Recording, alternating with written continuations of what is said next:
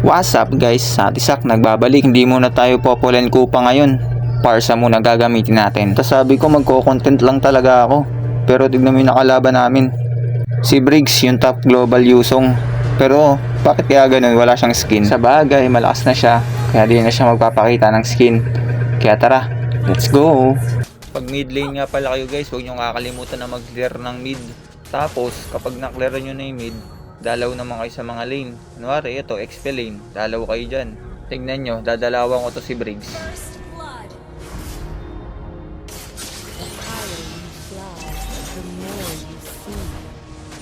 O diba, wala kaming napala.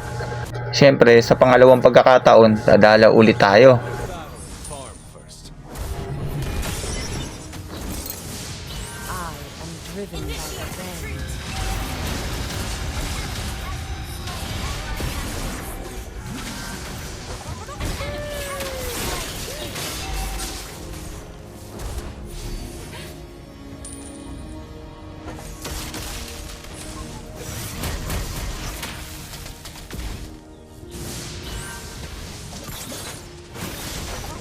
Kaso papunta na si Briggs. Ayan na. Naku po. Hindi pa tumama yung first kill ko. Nakakaurat talaga. Sa puntong to, akala ko mapapatay ko to si Briggs. Putek. Ang nyari.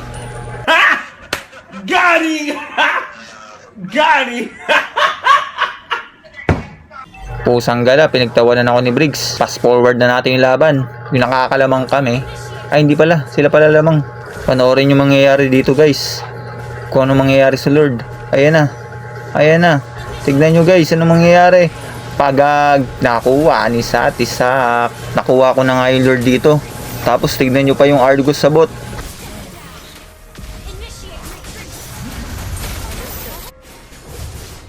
Hala gagi.